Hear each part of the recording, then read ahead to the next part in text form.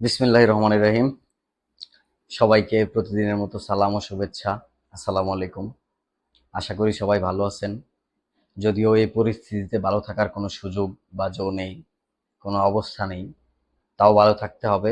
এই লড়াই টিকে থাকার জন্য ভালো থাকতে হবে। এই লড়াই শেষ করার জন্য আমাদেরকে ভালো থাকতে হবে। এর কোনো বিকল্প নাই। ডক্টর ইউনূস যতদিন পর্যন্ত এই অবৈধ ক্ষমতা দখলকারী এই ইউনূসকে হটানো না যায়, ততদিন পর্যন্ত আমাদেরকে এই লড়াই জারি রাখতে হবে। সেজন্য আমাদের সবাইকে যার যার জায়গা থেকে ভালো থাকার কোনো বিকল্প নাই। এই যে হিপোক্রেট ডক্টর ইউনূস, সে তার সাক্ষাৎকারে বলে যে দেশ ভালো আছে, আইন শৃঙ্খলা সব জায়গায় ভালো আছে, আইন শৃঙ্খলা আগের থেকে উন্নত হয়েছে। মানে সে কোন লেভেলের হিপোক্রেট, বা তার যেই মানে চিন্তা ধারণা, এগুলো দেখে তার প্রতি মানুষ মানে এত বিরক্ত, এত বিরক্ত, সারা দেশের সাধারণ জনগণ এত বিরক্ত। সাধারণ মানুষ ভেবেছিল, হয়তো হয়তো ভেবেছিল যে ডক্টর ইউনূস নোবেল লরিয়েট বা নোবেল পাইছে, উনি মনে হয় যোগ্য মানুষ। তার যোগ্যতার প্রমাণ দিতে গিয়ে সে তার সকল অযোগ্যতাকে এমন ভাবে সামনে নিয়ে আসছে, মানুষ তার উপর বিরক্ত, তার উপর বিরক্ত হয়ে মানুষ এখন নোবেলের উপর বিরক্ত হয়ে গেছে। যে নোবেল কমিটি কাদেরকে নোবেল দিল বা কাকে নোবেল দিল, মানে মানুষ আচানক হয়ে গেছে, মানুষ অবাক হয়ে গেছে। এখন মানে নোবেল কমিটি নিয়ে এখন মানুষ প্রশ্ন তুলে, মানে ডক্টর ইউনূস নোবেলকে কোথায় নিয়ে আসলো, দেশকে কোথায় নিয়ে গেল।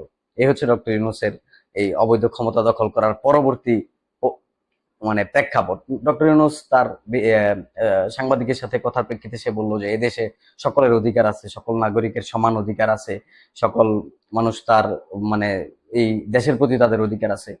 আমরা কি মানুষ না? আমরা এই দেশের নাগরিক না? এই সমাজের অংশ না? আমরা আমরা তো এই সমাজের অংশ। ঢাকা বিশ্ববিদ্যালয়ের শিক্ষার্থীরা, যেসব শিক্ষার্থীরা আজকে ক্লাসে যেতে পারতেছে না, পরীক্ষা দিতে পারতেছে না, তারা কি সমাজের অংশ না? তাদের নাগরিক অধিকার নাই? তাদের শিক্ষার অধিকার নাই? এগুলো আপনার চোখে পড়ে না? চোখে পড়ে। এগুলো তো আপনি করাচ্ছেন, আপনারা করাচ্ছেন। এগুলো আপনারা দেখবেন না, বা এগুলা নিয়ে আপনাদেরকে প্রশ্ন করলে আপনারা মানে আর কোনো উত্তর দিবেন না। তখন আপনারা বিপ্লব বিপ্লব বিপ্লব বলবেন। মানে এইসব হিপোক্রেসি বন্ধ করেন, এসব হিপোক্রেসি অতি দ্রুত বন্ধ করেন। সমাজের মধ্যে যে বিশৃঙ্খলা বা সামাজিক যে বিশৃঙ্খলা শুরু হয়েছে, ইতিমধ্যে গতকালকে দেখলাম যে জাতীয় পার্টি একটা ইফতার, মানে সৌজন্য, রাজনীতিবিদদের এবং কূটনীতিকদের সৌজন্য একটা ইফতার দিল। সেই ইফতারে কেউ অংশগ্রহণ করে নাই। বিএনপি সহ আরো যে দলগুলো আছে তারা কেউ অংশগ্রহণ কেন? এই যেই সামাজিক সৌন্দর্যটা আমাদের ছিল, যে ঐতিহ্যটা আমাদের ছিল, সেই ঐতিহ্যটা ভেঙে যাচ্ছে, সেই সৌন্দর্যটা ভেঙে যাচ্ছে। এতে করে সমাজে অস্থিরতা বাড়তেছে। এতে সামাজিক সামাজিক যেই মেলবন্ধন বাংলাদেশের মানুষের মধ্যে ছিল, সেগুলো নষ্ট হচ্ছে।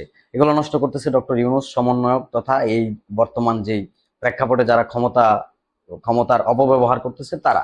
এতে করে সমাজ নষ্ট হচ্ছে, সমাজ ধ্বংস হচ্ছে, দেশ ধ্বংস হচ্ছে, দেশের সম্প্রীতি ধ্বংস হচ্ছে। এরকম তো ছিল না কখনো। ক্ষমতার রদবদল হয়, পালাবদল হয়, নির্বাচন হয়, কিন্তু কখনো কি এরকম ছিল? কখনো এরকম ছিল না। এখন সমাজের মধ্যে বিভেদ ঢুকিয়ে দেওয়া হচ্ছে। এই সমাজের মধ্যে বিভেদ ঢুকিয়ে দিচ্ছে কারা? যারা এদেশকে অকার্যকর করতে চায়, এদেশকে অকার্যকর করে তাদের স্বার্থ হাসিল করতে চায়। যারা পরাজিত শক্তিরা, যারা এখন নতুন করে স্বপ্ন দেখছে যে এই বাংলাদেশ আবার তাদের হবে, তারা এই বিভেদগুলো সৃষ্টি করছে। এগুলো জনগণ বুঝে গেছে, মানুষ বুঝে গেছে, সারা দেশের মানুষ বুঝে গেছে। এগুলা করে আর লাভ নাই, এগুলা বেশি দিন টিকবে না ইনশাল্লাহ। সারা বাংলাদেশের মানুষ জেগে উঠবে, সারা বাংলাদেশের মানুষ জেগে উঠে এগুলার প্রতিবাদ জানাবে ইনশাল্লাহ।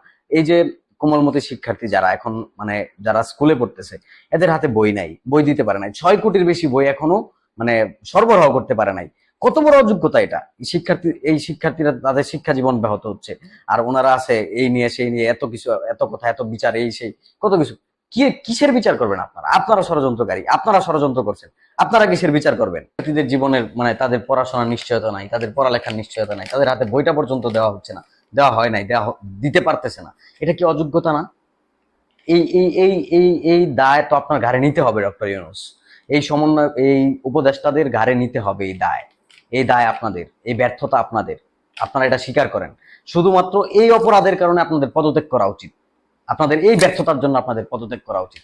আমরা ইতিমধ্যে এই যে গতকালকের যে গুলশানের যে ঘটনাটা দেখলেন, এরা এই সমন্বয়করা, এই উপদেষ্টারা এগুলা উস্কাচ্ছে, এগুলা উস্কায় দিচ্ছে, তাদের নির্দেশনা এগুলা হচ্ছে। আবার তারা হচ্ছে মানে সাধু সাজে, সমাজের সামনে এসে সাধু সাজে, যে মানে বিবৃতি দেয় আবার। মানে কোন লেভেলের ভণ্ডামি, এরা কোন লেভেলের হিপোক্রেসি করতেছে, যে নতুন একটা দল করলো, বন্ডরা, প্রতারকরা দল গঠন করে এখন সংবিধান পরিবর্তন চায়, মানে নতুন সংবিধান চাইছে। এগুলো মূলত এগুলা হচ্ছে মানে দেশটাকে অকার্যকর করার জন্য তাদের পদক্ষেপ, দেশটাকে অকার্যকর করতে চায়। ওই যে বললাম যে মানে পরাজিত শক্তি, তারা নতুন করে স্বপ্ন দেখছে, এই স্বপ্নের জন্য তারা এইসব নাটক, এইসব কাজ তারা চালাচ্ছে, কাজ তারা করতেছে। এই যে আজকে ঢাকা বিশ্ববিদ্যালয় ক্যাম্পাসে যে মোরাল পুলিশিংটা আমরা দেখলাম, ঢাকা বিশ্ববিদ্যালয়ের একজন কর্মচারী, একজন শিক্ষার্থীকে সে কি পোশাক পরবে, মানে পোশাক, তার পোশাকের ধরন কি হবে, সে পোশাক কিভাবে পরবে সেটাও শেখানোর চেষ্টা করছে। কোন ধরনের স্বাধীনতা এটা? এটা কোন ধরনের বিশৃঙ্খলা? এটা কোন ধরনের দেশে আপনারা পরিণত করছেন? কোন ধরনের সমাজে পরিণত করছেন আপনারা? এরকম তো ছিল না এই সমাজ, এই সমাজ তো এরকম ছিল না। এই সমাজে আপনারা কি প্রতিষ্ঠা করতেছেন? আবার কিছু কিছু নারীবাদী, বা কিছু নারীবাদী না, মানে কিছু কিছু সচেতন নারীরা দেখছি যে তাদেরকে নিয়ে, তাদের কাঁধে, তাদেরকে গাড়ি নিয়ে খুব মানে নাচানাচি করতেছে। ওয়াই? কেন? আপনারা আপনারা নিজেরা কি আজকে রাস্তায় নিরাপদ? আপনারা নিজেরা ঘর থেকে বেরোনোর পরে কি নিরাপদ? আপনারা কিন্তু নিরাপদ না। তাহলে কেন? মানে শুধু যে মানে আমার বিরোধিতা করার জন্য বিরোধিতা করলেন, এটা তো ঠিক না। আপনি বিবেচনা করেন, আপনি সময়টা বিবেচনা করেন। এই সময়ের মধ্যে কি আমরা ছিলাম এরকম? কি আমরা ছিলাম? যারা নতুন প্রজন্ম, যারা নতুন সমাজ, তারা খুব মানে কি বলে, খুব উৎসাহ নিয়ে মানে তাদেরকে মানে সাধুবাদ জানানোর চেষ্টা, যারা জানানোর চেষ্টা করতেছে তারা আসলে কি বলবো, একটা বিষয় আছে। যারা আমরা যারা 90s জন্মগ্রহণ করলাম, 90s জন্মগ্রহণ করার পর আস্তে আস্তে এই দেশে বুকেই তো বেড়ে উঠলাম, আমরা যারা এই সমাজটা আজকে থেকে 10 বছর আগে দেখছি বা রিয়েলাইজেশন করছি বা বুঝার বয়স হয়েছিল, তাদের কাছে এই পরিবর্তনটা খুবই খুবই গ্রহণযোগ্য। কারণ আমরা যখন পড়াশোনা করছি, আমরা যখন স্কুলে ছিলাম, আমরা কিন্তু আমরা যখন 8 সাল, 7 সাল, 8 সাল, আমরা তখন বই পাইতাম না। আমাদের 10 সাল, 9 সাল থেকে, 10 সাল থেকে আমরা বই পাওয়া শুরু করলাম। এটা যে কত বড় উৎসাহের ব্যাপার, এটা যে আমাদের কাছে কত দুষ্প্রাপ্য জিনিস ছিল, এটা যারা জন্মের পর থেকে বই পাচ্ছে তারা তো এটা বুঝবে না, তারা এটা ফিল করবে না।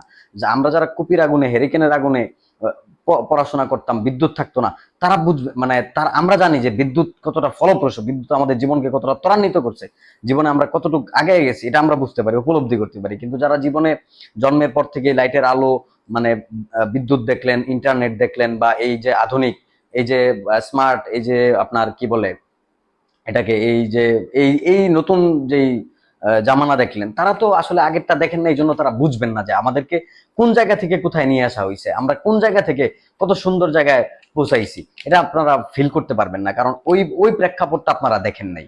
ওই প্রেক্ষাপটটা না দেখার কারণে আপনারা এটা ফিল করতে পারবেন, এটা আমরা ফিল করতে পারি। এজন্যই আমরা মাননীয় প্রধানমন্ত্রী জননেত্রী দেশরত্ন শেখ হাসিনার উপর কৃতজ্ঞ, এই জন্যই আওয়ামী লীগের উপর আমরা কৃতজ্ঞ, এই জন্যই আমরা আওয়ামী লীগের জন্য কথা বলি, এই জন্যই আমরা আওয়ামী লীগের জন্য লড়াই করি। কারণ আমরা জানি আমরা কোথায় ছিলাম, আমরা কোথায় এসেছি। এই যে আজকে একটা ঘটনা দেখলাম, একজন পুলিশকে মারধর করা হয়েছে, 300 ফিট না কোথায় যেন একজন মারপিট করা হয়েছে। এই যে আইন শৃঙ্খলার যে পরিস্থিতি, পুলিশের উপর যে ক্ষিপ্ততা, পুলিশ, এই যে হাজারো পুলিশ হত্যা করা হলো, সেটা নিয়ে পুলিশের কোনো মানে মাথা ব্যথা নাই। যে আমার ভাই মারা গেল, আমার কোনো মাথা ব্যথা নাই। আমার ভাইকে হত্যা করা হলো, মাথা ব্যথা নাই। আমার বোন, আমার গর্ব, মানে আমার বোনের পেটে বাচ্চা, একটা মা, তাকে পুড়িয়ে মারা হলো, আমার কোনো মানে ভ্রুক্ষেপ নাই। কেন? কেন? মানে কি এটা? কি ভ্রুক্ষেপ নাই? কোনো কোনো কথা নাই। তারা আওয়ামী লীগ নিধন করো, ছাত্রলীগ নিধন করো, যারা আওয়ামী মনা, যারা সংস্কৃতি মনা, তথা যারা প্রগতিশীল, তাদেরকে নিধন করো। দেশটাকে আইএমএ জাহিলিয়াত বানাইতে হবে, দেশটাকে পাকিস্তান বানাইতে হবে, এই লড়াই আপনারা মত্ত হয়ে গেছেন। কেন? আজকে সমাজের যে অবস্থা, আজকে দেশের যে চিত্র, যেই সিচুয়েশন, এই চিত্রে এই মানুষ মানে একটা মানে এরকম একটা কথা মনে পড়লো যে আমার মন ভালো না, আমার মন খারাপ, আমার কিছু করতে ইচ্ছা করছে, চল পুলিশ পিটাই। মানে এই ধরনের একটা সিচুয়েশন তৈরি হয়ে গেছে। কেন এরকম অবনতি কেন? কারণ এই সমাজের ভিতর বিশৃঙ্খলা ঢুকিয়ে দেওয়া হয়েছে, এই সমাজের মাঝে বিশৃঙ্খলা ঢুকিয়ে দেওয়া হয়েছে, এই আমাদের যে সম্প্রীতির বন্ধন, সে বন্ধনকে নষ্ট করে দেওয়া হয়েছে। আজকে আজকে সমাজের প্রত্যেকটা স্তরে স্তরে অস্থিরতা, সকল সকল স্তরে, শিক্ষা জীবন থেকে শুরু করে চাকরিতে, যার যার অফিসে, যার যার গ্রামে, যার যার মহল্লা, সব জায়গায় অস্থিরতা, কোথাও কোনো কমান্ড নাই, কোথাও কোনো শৃঙ্খলা নাই। এই যে অস্থিরতা, তারা এটা পরিকল্পিতভাবে এই অস্থিরতা তৈরি করছে, এই দেশকে, এই সমাজকে কলুষিত করার জন্য, এই দেশকে অস্থিতিশীল করার জন্য, এই দেশের স্বার্থ চরিতার্থ করার জন্য। আজকে আজকের এই যে সিচুয়েশন, এই সিচুয়েশনের সম্পূর্ণ দায় ডক্টর ইউনূসকে নিতে হবে, এই উপদেষ্টাদেরকে নিতে হবে, এই সমন্বয়কদেরকে নিতে হবে, এই সমন্বয়কদেরকে, উপদেষ্টাদেরকে, ডক্টর ইউনূসকে এই দায় নিয়ে পদত্যাগ করে নতুন একটা সরকার গঠন করতে হবে, সকল রাজনৈতিক দলের মতামতের ভিত্তিতে সমন্বয়ে একটা নতুন সরকার গঠন করে সেই সরকারের অধীনে ইলেকশন দিতে হবে। সেই ইলেকশনে যারা বিজয়ী হয়ে আসবে, যাদেরকে বাংলাদেশের মানুষ সমর্থন দিবে, তারা আবার সরকার গঠন করবে, দেশ পরিচালনা করবে। আমার দৃঢ় বিশ্বাস, আমি বিশ্বাস করি আবারও বাংলাদেশের মানুষ, আবারও বাংলাদেশের জনগণ জননেত্রী শেখ হাসিনাকে, বাংলাদেশ আওয়ামী লীগকে ভোট দিয়ে আবারও বাংলাদেশের ক্ষমতায় বসাবে। ক্ষমতায় বসে আবারও উন্নয়নের যেই ঢালাওভাবে যে উন্নয়নের বিস্তার চলছিল দেশে, সেই উন্নয়নের পথে আবারও বেগবান হবে। সবাইকে আবারও শুভেচ্ছা ও সালাম। আসসালামু আলাইকুম। জয় বাংলা, জয় বঙ্গবন্ধু।